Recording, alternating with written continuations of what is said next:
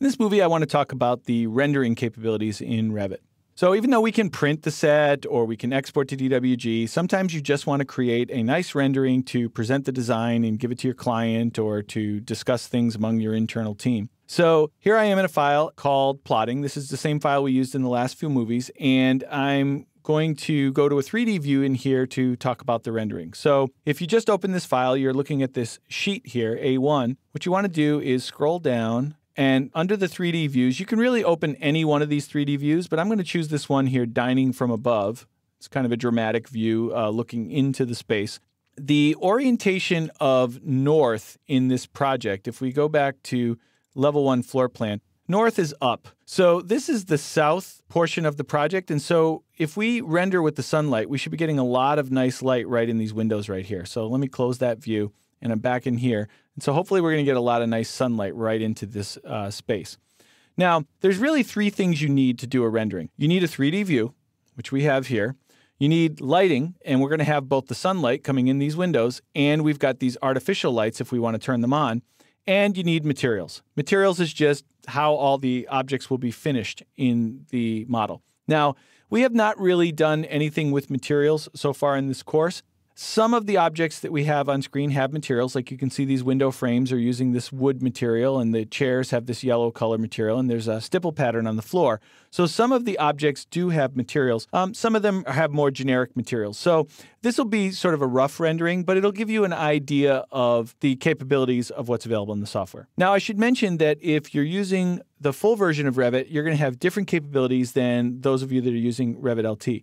Both products can do rendering, but they do it a little differently. The full version of Revit has in-product rendering. So the way you would access that is to go to the View tab, and then here on the graphics panel, you've got a series of rendering buttons, and this render button right here would open up the render dialog. So this is in-product rendering, and you can do a rendering directly here in the product and generate it right in Revit. Both products, Revit and Revit LT, have render in cloud.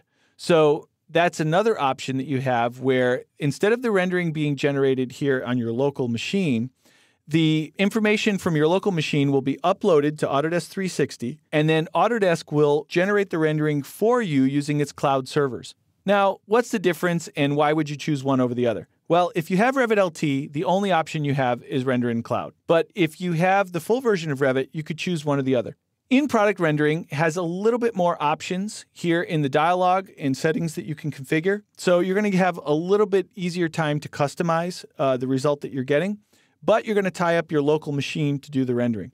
Cloud rendering has a few less settings that we can customize, but once the rendering has been uploaded, it happens offline. We can keep working on our computer and not tie up our machine, and then we'll get an email from Autodesk when the rendering is ready. So you might want to try both. There's pros and cons to each one. And again, if you're in LT, you only have the cloud render. So what I'm going to do is I'm going to close out of here, and we're going to talk about the cloud render in this example. And before I actually generate the rendering, we want to get ourselves set up here. So we've got our 3D view. That's taken care of. Like I said, we're going to accept all the defaults for the materials. So we're not really going to change any of that. But I do want to just verify the lighting settings. So let's take a quick look at how we get to that.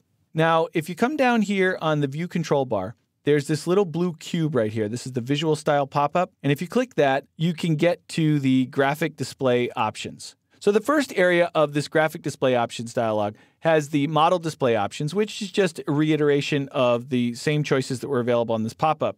We also have several other categories of options we can configure as well, like for instance, shadows. So I'm going to turn on the shadows for this rendering. And then lighting is what I'm most concerned with.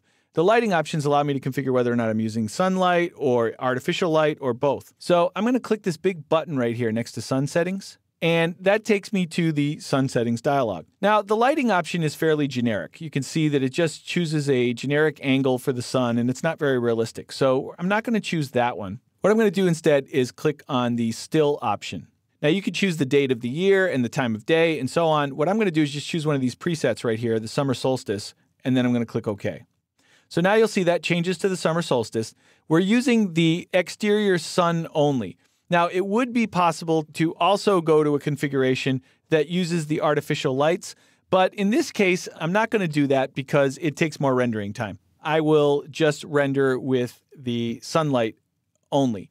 if I open up this last option down here, the background, because I don't have anything out the windows, what I want to do is open up this list here and choose something in the background. So I'm going to put a gradient fill in there, and I'll just accept all these default colors here. So when I click OK, you're going to see way off in the horizon, we get a gradient that goes to that color, and then the sky kind of gradiates up from there. So it'll at least have something happening out the window.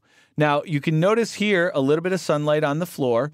Because we did summer solstice and it's noontime, the sun is pretty high in the sky. So if you wanted to, you could actually reopen that dialog, go back to lighting, click the summer solstice. I could duplicate that, summer solstice 2, I'll just call that early morning. And then I can take this here and change it to about 10 a.m. So I've just selected the hour and I'm clicking down a few times. I'll click OK, and notice that brings the sun a little bit further in the space. So the nice thing about being able to preview it ahead of time is you can make a decision about where you want that to be. And that might be a little bit more interesting rendering if we have a little more sun coming into the space. So once I have that configured, then I'm ready to go ahead and generate the cloud rendering. Now, if you're in Revit LT, when you pick the Visual Styles pop-up, you'll still have graphic display options, which will give you essentially the same basic options. You can configure your lighting and you can configure your background, but you're also going to have this option right here for the online rendering options, and that kind of gives you some similar settings. So you might need to configure both of those before you send your online rendering.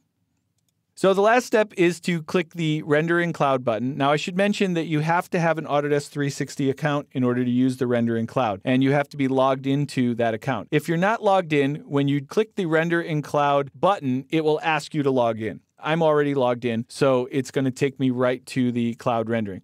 It's going to tell me what the steps are. I'll click Continue.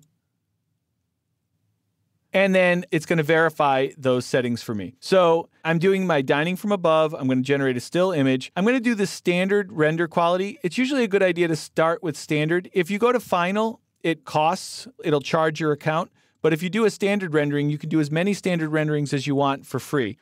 So make sure that the settings are what you want first with the standard rendering. And then if you're happy with it, you can do the final quality rendering, and it will charge you these cloud credits. And you can talk to your Autodesk representative to figure out how to get more cloud credits and so on. I'm going to accept all the defaults here, the medium image size. I'll do the advanced exposure, and I'm going to create a PNG file. So I'm going to go ahead and click Start the Rendering. And down here, it's going to email me at my email address when the rendering is complete. So I'll choose Start Rendering. After you receive the email from Autodesk and your rendering is complete, you can get to it by going up here and clicking on the Render Gallery.